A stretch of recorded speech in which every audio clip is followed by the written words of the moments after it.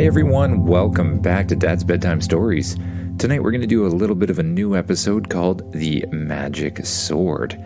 Now this one stands on its own, so even if you haven't been listening to the Spaceship series, you should be able to understand it. And if you have been listening to the Spaceship series, you should also be able to understand it. I'm trying a bit of a new thing with this out on social media. Basically, I have posted a reel and a video and all that sort of stuff on Instagram, YouTube, and Facebook. So parents out there or kids out there, if you have an idea of what you want to see happen next in this series or another series, just follow me on one of those platforms and you can comment on the video there. Maybe we can write the next one together. Anyways, we'll get on to the story now, but don't forget, if you like it, rate it, review it, share it with a friend. It goes a long way to share the podcast. Now, time to get as comfy as you can in your bed. Close your eyes and imagine yourself doing what the kid in the story does. Imagine yourself laying comfortably in your bed. Suddenly, there's a flash of light outside your window. You sit up quickly and run out to the window to see what it was.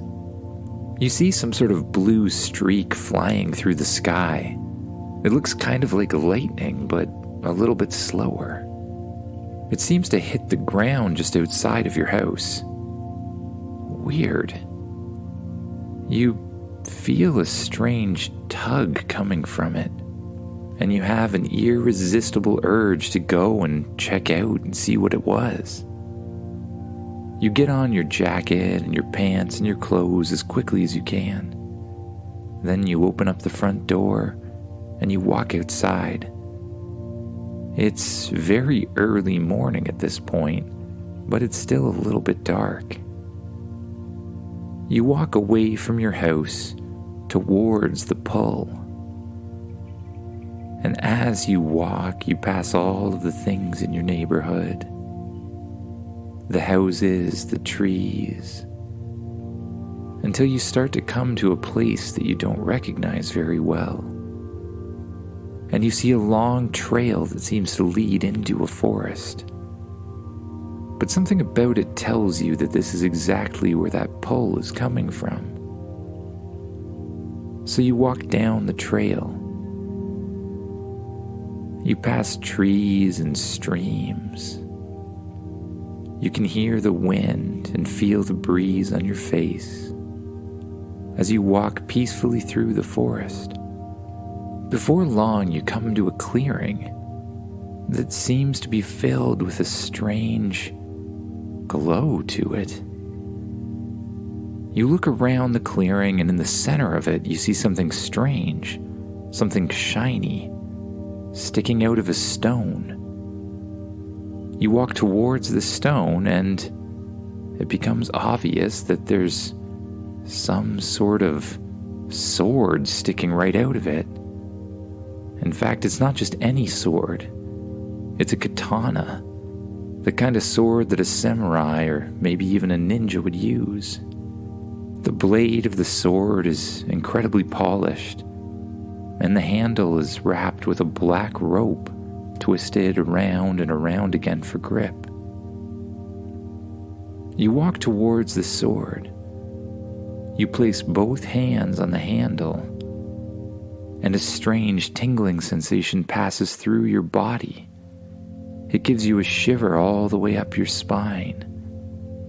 And then you feel a surge of power, a newfound strength that you didn't have before. You pull up on the sword, and it easily slides out of the rock. You feel a bit different now. The sword feels incredibly natural in your hand. You begin to swing it about in the forest, doing spins and figure eights, flipping it around your hand and slicing through the air with ease. You had no idea you even knew how to do this. You begin to practice swinging the sword around more and more, chopping branches off of trees with an easy slice. And the more you practice, the more you realize that something is very different. The movements come easily. You seem to have a natural ability to spin through the air and to twist and turn with the sword in any direction, almost as if you've been training in martial arts and even acrobatics for years. Well, it's time you should probably get back to your house, so you begin heading back down the trail. You trip on something as you move forward. You look down and you see that it's a long piece of wood. You pick up the long piece of wood and look inside it. There's a slice just the right size for a blade. This isn't a stick at all. It's a scabbard for the sword. It must have fallen from the sky as well. You pick up the scabbard and slide the sword inside it. It makes a clinking noise at the end, which is incredibly satisfying. Holding the sword in your one hand, you begin to make your way back through the forest trail. Only now the walk seems so much easier. You jump from rock to rock. You can even kick off the trees and do little twists and twirls. Something about this sword seems to have given you a newfound ability, almost as if you're a ninja or something like that. You head back to your house and quietly open the door, making sure not to wake anyone. You head back into your bedroom and quietly close the door to it. When the door latches, you walk over to a mirror in the corner. You look in the mirror while holding the sword. You pull the blade out and you watch as you swing it around in front of you with ease, a move you'd never learned before but now seem to be able to do easily. You slide the sword back in the wooden scabbard and you check it out in the mirror. You try putting the sword at your side to see what it'll look like. It looks kind of cool. And then you put it at your back to see what it might look like. And something strange happens. A strap appears around your chest, holding the sword on directly to your back. You let go and, sure enough, the sword's just sitting there, now attached to you, almost magically, or maybe actually magically. Then, as you look at the reflection in the mirror, the sword disappears. Where did it go? You throw your arms up above your head and you easily touch the sword. But you can't see the sword in the mirror for some reason. You feel around for the scabbard and pull the sword out of it.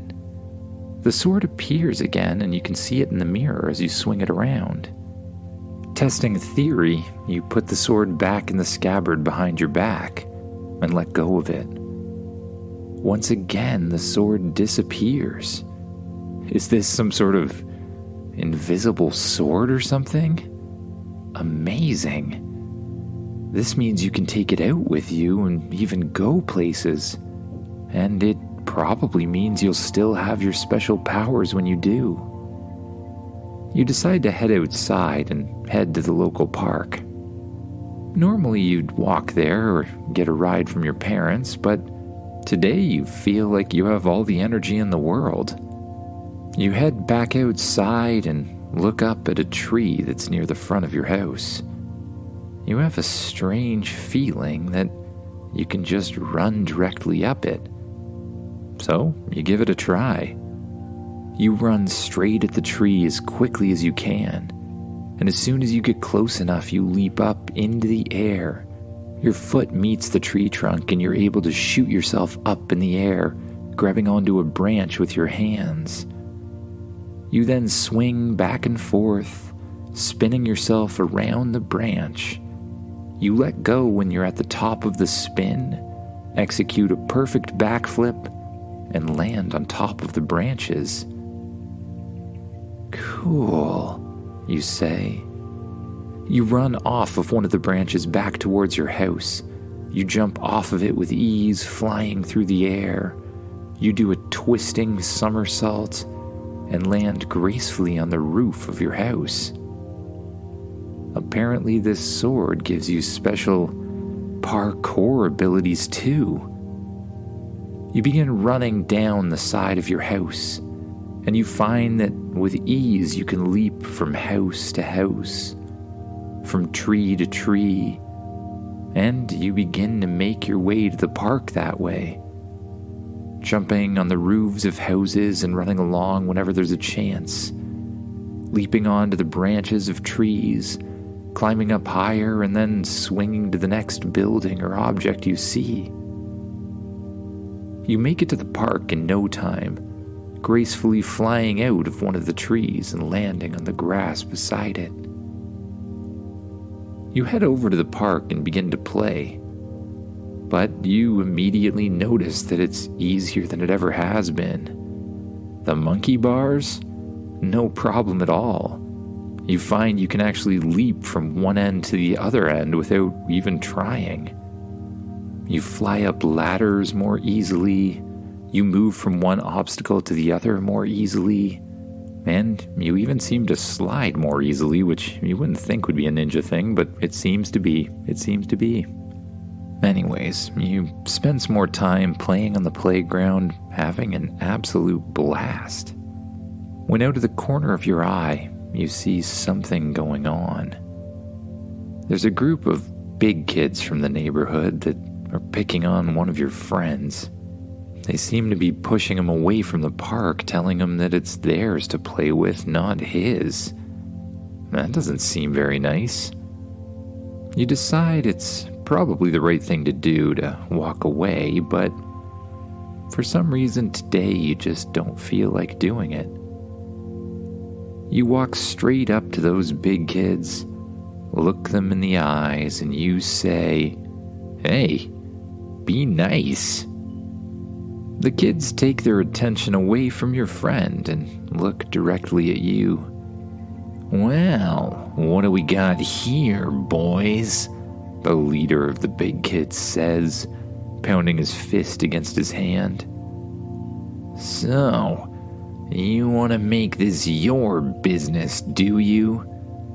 Well, we'll teach you a lesson." The three big kids begin to surround you, each one of them looking pretty mean and pretty big and pretty tough. You get a sudden sense from behind you, just a feeling of some kind that something's coming at you. You naturally spin out of the way, and as you do, you see that your sense was right. The big kid who was behind you ran and tried to grab you. You spin around him, pushing him out of the way, and he flies into one of the other boys and they both fall to the ground. They get up even madder than before. Thinking that your first deflection must have been a fluke, the boss of the big kids gets angry. Do I have to do everything myself?" he says. He runs straight at you, looking to grab your shirt, but you just kind of turn your body to the side, push his arm away from you, and he stumbles a little bit. He turns back towards you, wondering how you just did that, and with both hands goes to grab you. But again, you just duck out of the way, roll backwards, and stand back up. "Get him, boys! This kid's getting annoying!" The three bullies begin to chase you, and you run away from them through the playground. You jump up, grab onto the monkey bars, and swing to the other side, landing gracefully, but one of the boys jumps up above you, and another one jumps up beside you. The two of them seem to make eye contact with each other, and at the same time, the one kid leaps down from above, and the other kid leaps straight at you. You just jump backwards, swing on the monkey bars again, doing a perfect backflip and landing on the ground, just in time to see the other boys collide with each other, hit their heads, and fall down on their backs.